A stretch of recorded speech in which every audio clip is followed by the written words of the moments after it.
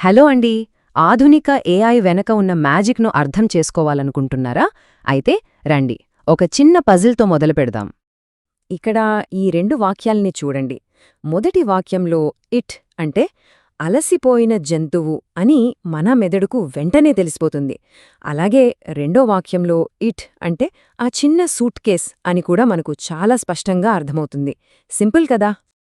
కానీ అసలు ప్రశ్న ఇక్కడే వస్తుంది. మనలాంటి మెదడు లేని ఒక మెషీన్ ఈ చిన్న లాజిక్ని ఎలా అర్థం చేసుకుంటుంది? ఆ భాషలోని చిక్కుముడిని అదెలా విప్పుతుంది?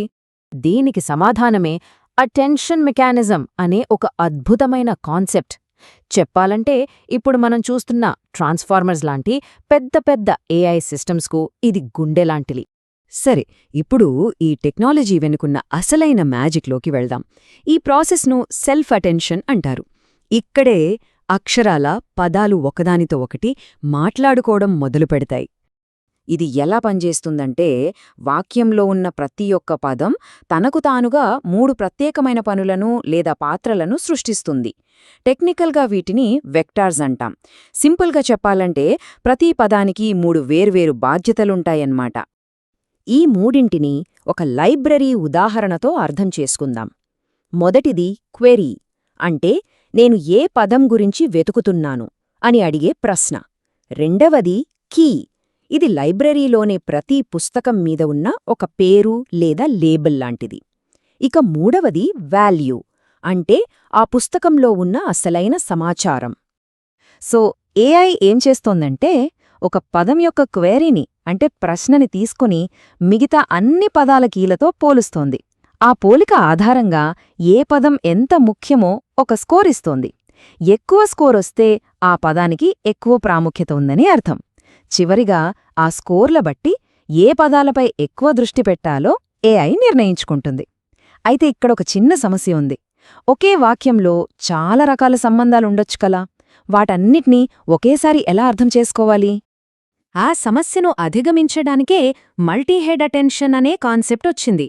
ఇక్కడే ఏఐకి అసలైన సూపర్ పవర్ వస్తుంది. ఈ కాన్సెప్ట్ను చాలా సులభంగా అర్థం చేసుకోవటానికి మనం ఒక తెలుగు సినిమా డైరెక్టర్ దగ్గరికి వెళ్తాం. ఆయన ఒక కథను ఎలా అర్థం చేసుకుంటారో చూద్దాం. చూడండి, ఇక్కడ డైరెక్టర్కు 4 అసిస్టెంట్లు ఉన్నారు. ప్రతి ఒక్కరూ ఒక్కో పనిమీద దృష్టి పెడతారు. ఒకరు పాత్రల మధ్య సంబంధాలు చూస్తే ఇంకొకరు ఎమోషన్స్ ఎలా ఉన్నాయో గమనిస్తారు. మరొకరు డైలాగ్స్ ఫ్లో సరిగ్గా ఉందో లేదో చూస్తారు. చివరగా డైరెక్టర్ వీళ్ళందరి దగ్గరనుంచి సమాచారం తీసుకుని స్క్రిప్ట్పై ఒక సంపూర్ణ అవగాహనకు వస్తారు. ఇక్కడ ప్రతి అసిస్టెంట్ ఒక అటెన్షన్ హెడ్ అన్నమాట. ఇప్పుడు అసలు విషయం చూడండి. మన కథలో 4 అసిస్టెంట్లు. కానీ GPT-4 లాంటి శక్తివంతమైన ఏఐ మోడల్లో దాని 96 లేయర్లలో ప్రతి ఒక్క లేయర్లో ఇలాంటి 96 అటెన్షన్ హెడ్స్ పనిచేస్తాయి.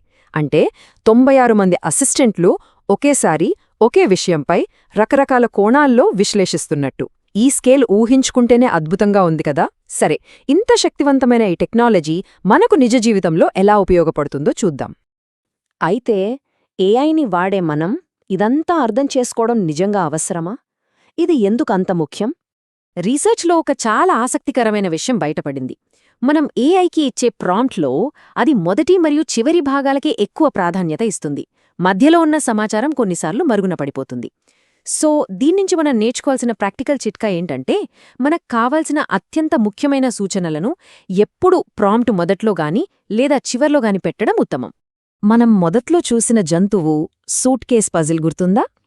అచ్చం అలాగే ఈ అటెన్షన్ మెకానిజం వల్లే రాజు హైదరాబాద్లో పుట్టాడు, అతను చదివాడు అన్నప్పుడు అతను అంటే రాజే అని ఏఐ చాలా ఖచ్చితంగా గుర్తిస్తోంది. ఇది ఎంత పెద్ద సంభాషణలో అయినా సందర్భాన్ని కోల్పోకుండా ఉండటానికి సహాయపడుతుంది. ఇక్కడ మనం ఒక ముఖ్యమైన అపోహను తొలగించుకోవాలి. ఏఐ దృష్టి పెడుతోంది లేదా అటెన్షన్ ఇస్తోంది అని చెప్పినప్పుడు అది మనిషిలా ఆలోచిస్తోందని అస్సలు కాదు. అది కేవలం మనకు అర్థం కావడం కోసం వాడే ఒక పదం. వాస్తవానికి అదంతా స్వచ్ఛమైన గణితం, స్పృహ కాదు, కేవలం కొన్ని క్లిష్టమైన లెక్కలు అంతే. సరే, ఇప్పటిదాకా మనం చర్చించుకున్న విషయాలన్నింటినీ ఒక్కసారి చకచకా గుర్తు చేసుకుందాం. మనం నేర్చుకున్న 4 ముఖ్యమైన విషయాలు ఇవి. 1.